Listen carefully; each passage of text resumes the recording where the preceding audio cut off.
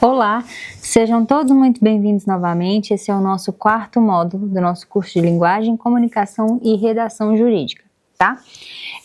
Nesse quarto módulo, nessa quarta unidade, a gente vai falar sobre estilística, né?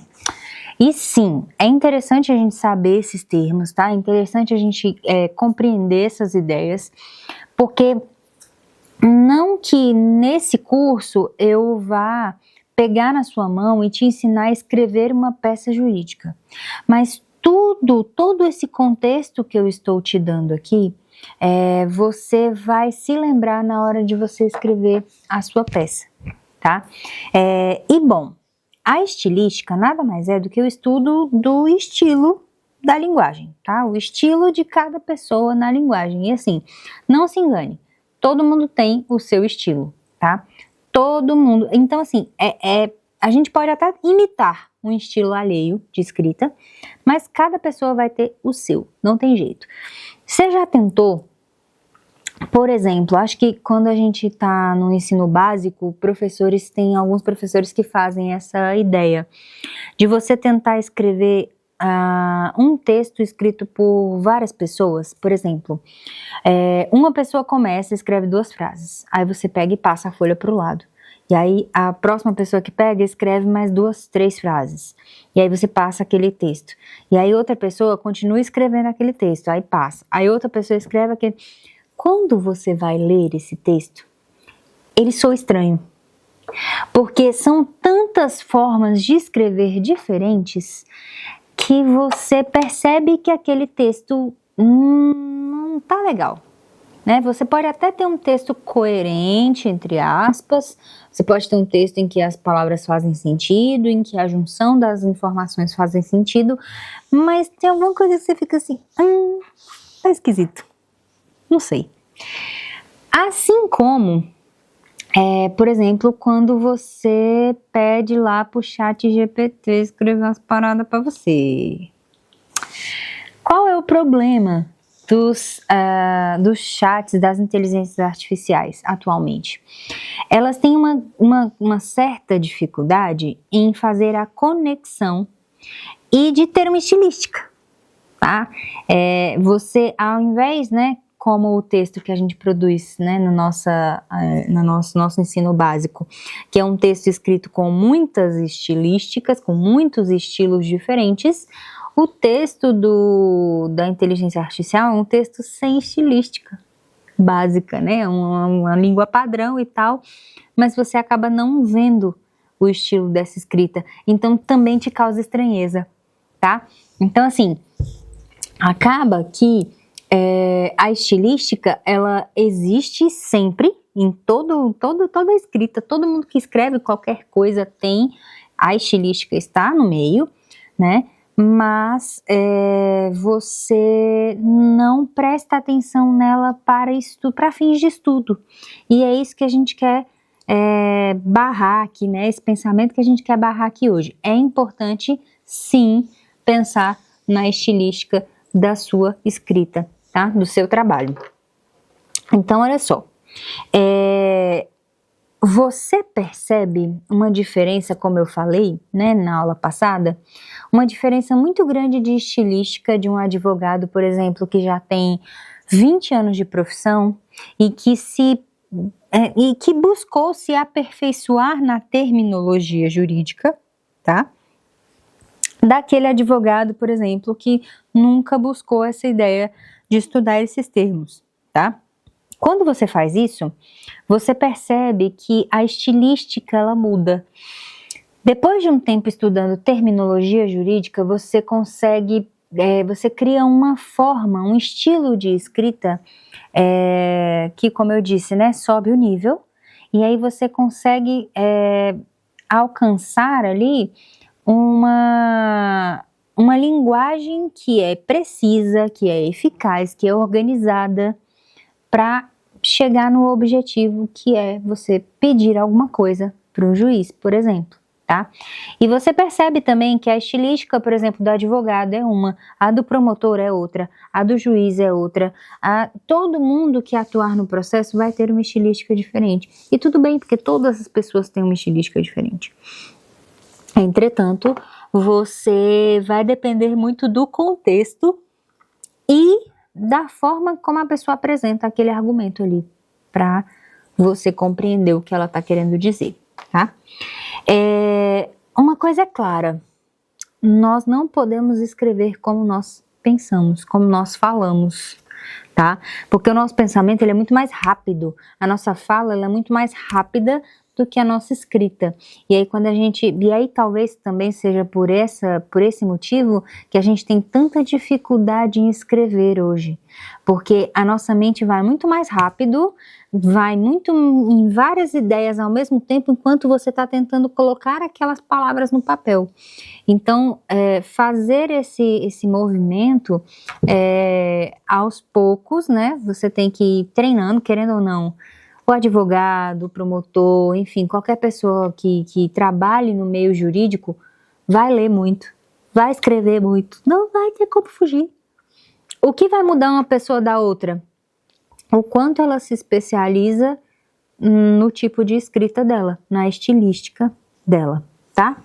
E aí, por exemplo, né, eu coloquei aqui no seu material, por exemplo, 3 doutrinadores dando um mesmo conceito sobre contrato de trabalho, tá?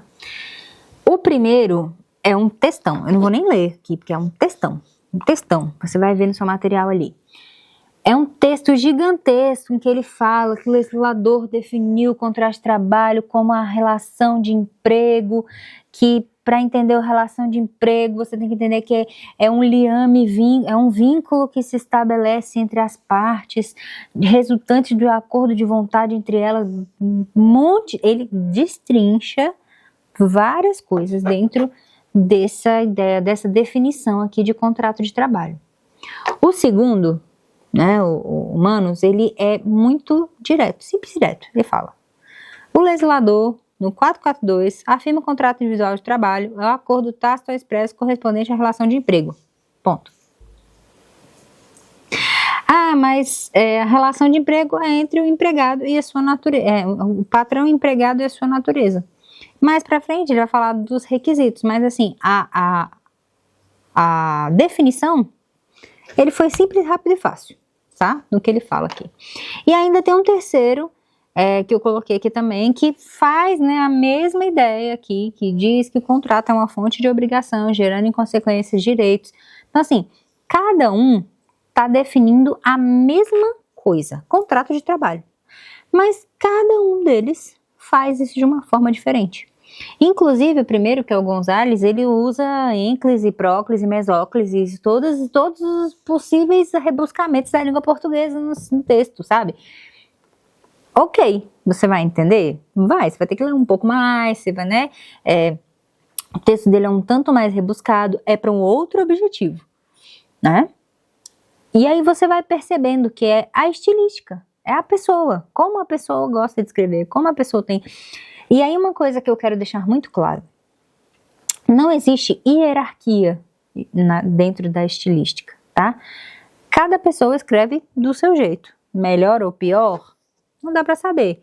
Existem aquelas que são mais simples e que são mais rebuscadas, que são mais difíceis de interpretar, mas aí justamente por isso elas têm um outro objetivo, tá? E os que são mais simples de interpretar, que são mais acessíveis, que têm uma linguagem mais acessível, e tudo bem, tá? Tudo bem. Não é que uma é melhor do que a outra, maior do que a outra, melhor, mais fácil que a outra, não. São objetivos diferentes, tá? Isso faz muita diferença quando você entende.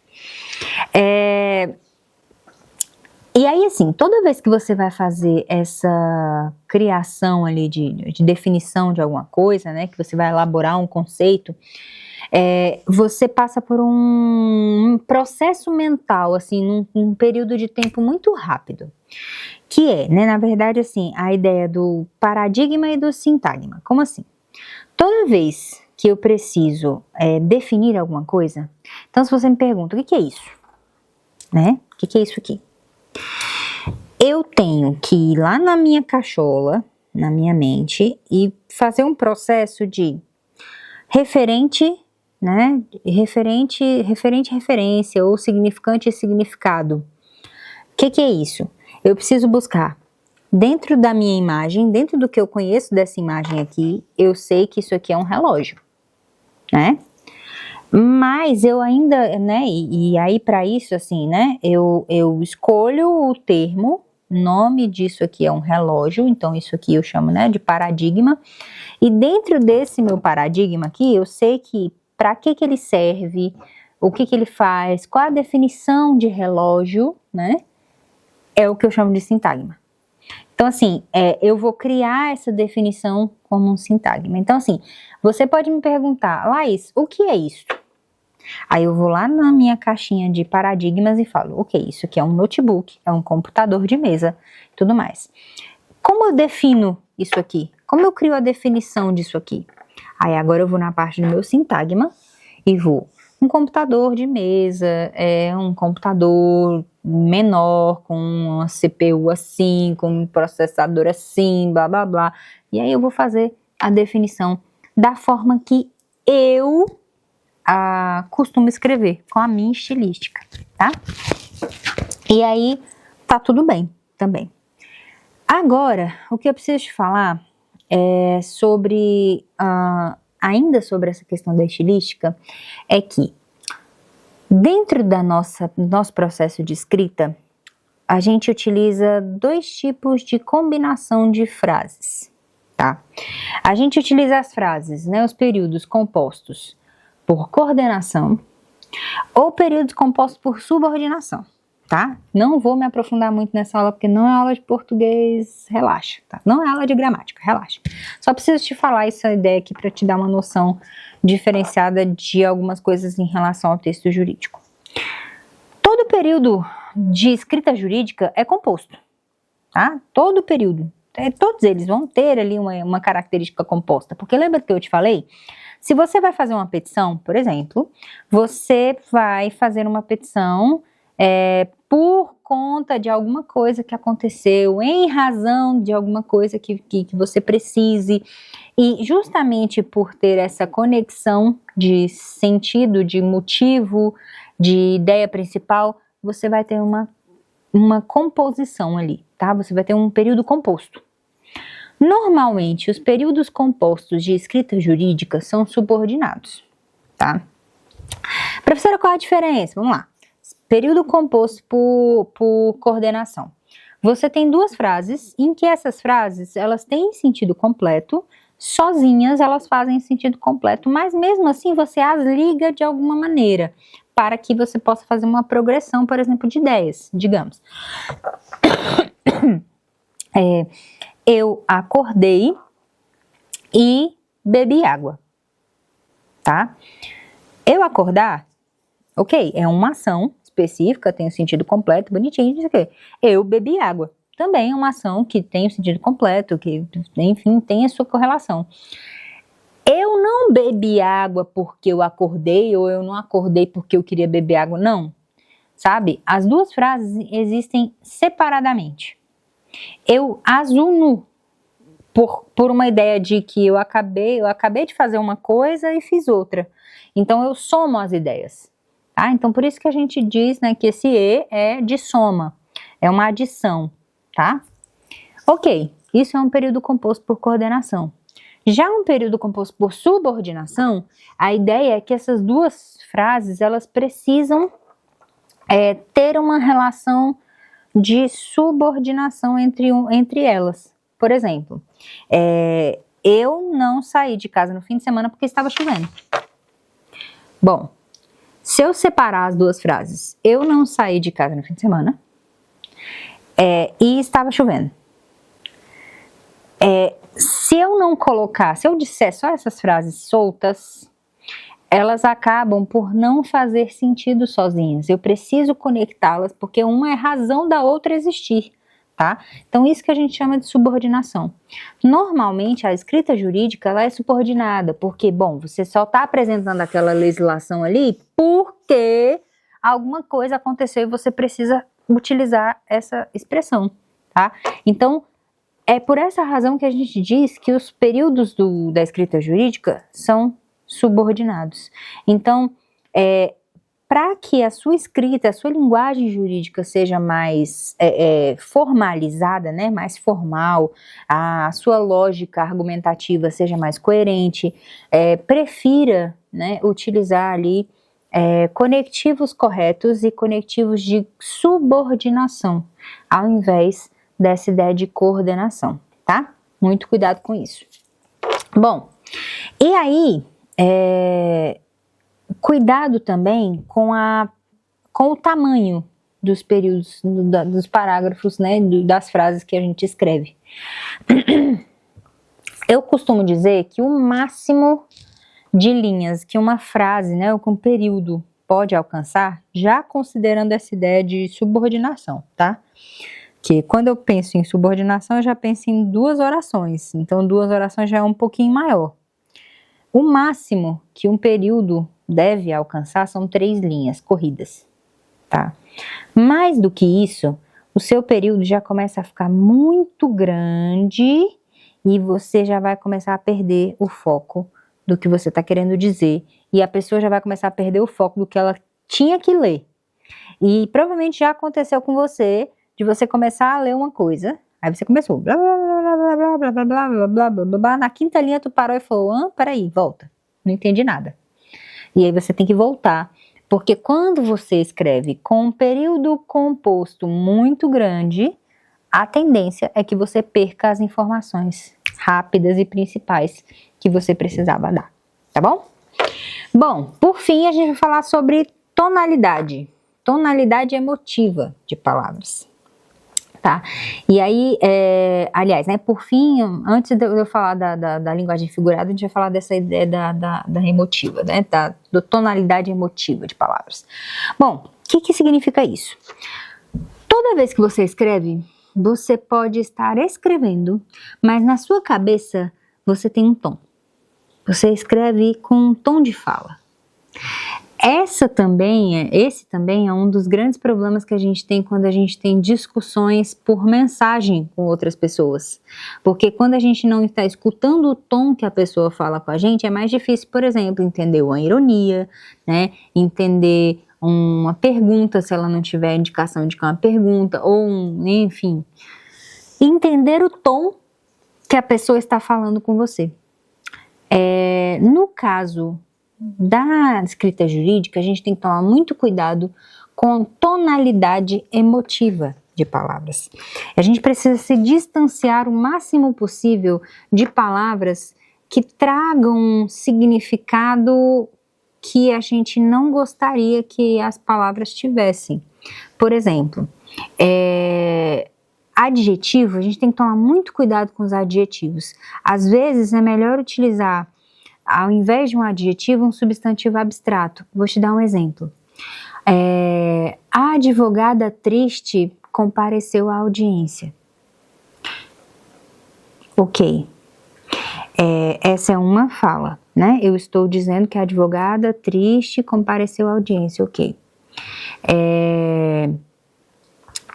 Ou, por exemplo, né, vou melhorar esse exemplo aqui. A advogada triste abalou o júri. Ponto. Melhor ainda. A advogada triste abalou o júri. Bom, aqui eu tenho que tomar muito cuidado, porque quando eu digo que a advogada é triste, eu posso estar fazendo um julgamento sobre a pessoa da advogada, não sobre o contexto em que ela está. Tá? Além do mais, triste é uma palavra em que a gente ainda pode utilizar de figuras de linguagem, que eu vou falar daqui a pouco, para entender de outro modo o que eu quero dizer. Triste no sentido de que, eu posso dizer que ela é triste porque ela é fraca, sabe? Porque ela é ruim de se expressar. Eu posso dizer que é triste porque triste, enfim, ela está triste. Aconteceu alguma situação em que ela está triste. Então, se eu estou escrevendo uma coisa que possui mais de uma possibilidade de interpretação, eu preciso restringir essa ideia. Sabe como eu faço isso? Ao invés de utilizar triste, né, esse adjetivo, eu troco esse adjetivo por um substantivo abstrato. Por exemplo, a tristeza da advogada abalou o júri. Porque aí eu sei que a tristeza dela é por uma ação naquele momento ali, tá? Eu não quero dizer que a advogada é uma pessoa triste, eu não estou caracterizando, eu não estou dando para ela um predicativo do sujeito, sabe? Não é que ela é triste, eu estou dizendo que a tristeza que a abalou naquele momento ali mexeu com os jurados, tá? Então eu estou dizendo, estou sendo mais clara no que eu quero dizer, tá? Essa é a ideia que a gente precisa tentar ali segurar. Ou seja, muito cuidado com adjetivos, tá? Principalmente adjetivos que criem uma ideia de julgamento sem querer.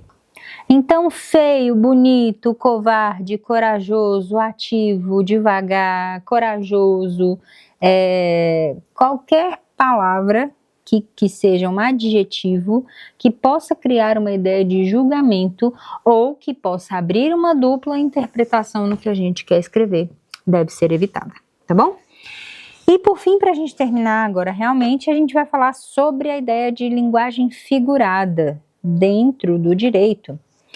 Professora, mas aí você acabou de me dizer que é melhor que a gente não utilize os adjetivos e que a gente não, por exemplo, crie duplas interpretações para as coisas. Sim, é melhor que se faça isso. Entretanto, existem algumas figuras de linguagem, principalmente figuras de linguagem de comparação, que a gente vai ver sendo comuns de se utilizar, tá? E que, sendo utilizados da forma correta, não vão nos dar problema. Mas você só vai utilizar da forma correta se você as conhecer, né? Então, vamos lá. A ideia aqui é que a gente tem algumas figuras de linguagem que a gente possa utilizar dentro da nossa prática jurídica que torne o nosso texto, inclusive, mais bem elaborado. Um desses exemplos é a símile, tá? Símile é uma figura de linguagem e assim, na língua portuguesa, você vai descobrir que por mais que você tenha estudado muitas figuras de linguagem na sua vida, vai ter algumas que você ainda não sabe, tá? Vai ter algumas que você nunca viu o nome e que vão existir, mas que aos poucos na vida você vai aprendendo, tá? Símile é uma dessas que quase ninguém conhece, mas a gente utiliza muito, que é uma comparação gramatical em que você tem níveis diferentes ali de correlação. Por exemplo, se eu utilizo o delegado é mais atento que o advogado. Essa é só uma comparação assim, gramatical, né? O delegado é o mais tal. É uma comparação de forma simples, do jeito que eu quero dizer ali, de forma simples. Agora, se eu quero dizer que o delegado é esperto como uma raposa, o que eu estou fazendo? Eu estou pegando um elemento de natureza diferente, tá? Um é um ser humano, outro é um animal. A gente utiliza muito uma expressão de símile que é fulano é burro feito uma porta. É grosso feito um, sabe, assim, a gente utiliza essas expressões sem saber que é isso, tá? Símile é isso, é quando você utiliza outra natureza, seres, coisas de outra natureza, para fazer essa correlação e essa comparação entre essas coisas aí. Para dar uma característica que você busca daquele objeto para aquela coisa ou para aquela pessoa que você está se referindo, tá? Então, tem como, né, e a gente utiliza muito, fulano é igual uma tartaruga, porque eu quero dizer que é lento. Qual é o problema de você utilizar essas expressões? É você esbarrar na dupla interpretação ou no risco da pessoa não saber qual a referência que você está tirando daquilo ali. Tá? Então, se eu digo que alguém tem olhos de águia, por exemplo, se eu não souber qual é a característica do olho de águia, você vai falar aquilo aí pra mim, eu vou ficar tipo, beleza, isso é bom, isso é ruim? Não sei, tá? Então, existe, né, a possibilidade, mas a gente precisa tomar cuidado ali, e a gente também utiliza isso muito dentro da metáfora, tá? E aí eu já vou aproveitar que eu falei da metáfora, eu vou falar de metáfora e metonímia, tudo junto no mesmo pacote, tá? A metáfora, né, enquanto a símile é uma figura de linguagem de comparação, a metáfora e a metonímia, elas são figuras de linguagem de palavras. Como assim?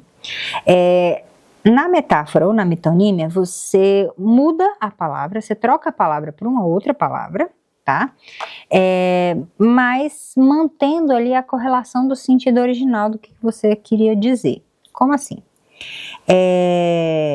Vou dar um exemplo simples. Todo mundo sabe como utiliza um cotonete, tá? Mas cotonete é o nome de uma marca. O que, na verdade, você utiliza é uma haste de algodão, tá? O cotonete é o nome da marca. Quando você troca o nome da marca pelo objeto, você, né, assim, você só troca a palavra, digamos assim, mas você compreende o sentido daquela palavra, o que ela queria dizer, sabe? Você entendeu? Então, isso é o que a gente chama de figura de palavra. Então, você troca a palavra por uma outra palavra que dê o sentido que você quer.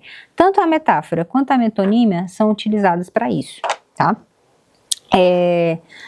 Mas, assim como também a símile, né, assim como todas as figuras de linguagem, elas vão ser utilizadas numa noção de estilo, né? Cada pessoa vai utilizar de uma forma diferente. Entretanto, você precisa ter cuidado para não abrir uma interpretação ou acabar por não ter a interpretação que você objetiva para o que você está escrevendo, tá? Muito cuidado com isso. A gente tem uma série de exemplos que a gente vê aí no dia a dia, por exemplo, minha boca é um túmulo. Ok, existem referências que você vai ter ali já de ter visto e tal, mas é possível que alguém não saiba, né? E se essa pessoa não souber, por exemplo, a referência que você está dando, sua escrita ficou perdida ali, porque a pessoa não vai entender o que você quis dizer, tá bom? Bom, existe uma outra figura de linguagem aqui que a gente trabalha também, que é a sinédoque, que basicamente é quando a gente utiliza um pedaço de uma coisa pelo todo. Como assim? Se eu digo que aquela mão matou fulano. Claramente eu estou dizendo que é uma mão, mas essa mão pertence a alguém, tá? Essa mão está dentro de um corpo, dentro de uma pessoa, não foi a mão sozinha, né? Não estou falando lá do contexto da família Addams, não é a mãozinha, né?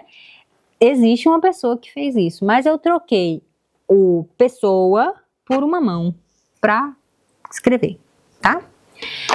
E para finalizar, a gente tem a ironia, que é a última figura de linguagem, tá? Que a gente tem que tomar muito cuidado com a ironia, porque a ironia é a deturpação do significado das palavras para um significado diferente do que a gente pretende dizer, tá? Então eu falo assim, nossa, que bonito! O meu tom é quem vai dizer que eu estou sendo irônica, não o que eu estou escrevendo, tá? Então afastemos a ironia da nossa escrita jurídica. Bom, é isso por hoje, tá? A estilística tem todos esses aspectos aí que a gente precisa avaliar. Qualquer coisa, entre em contato conosco e eu te espero para a próxima aula, tá bom? Tchau, tchau!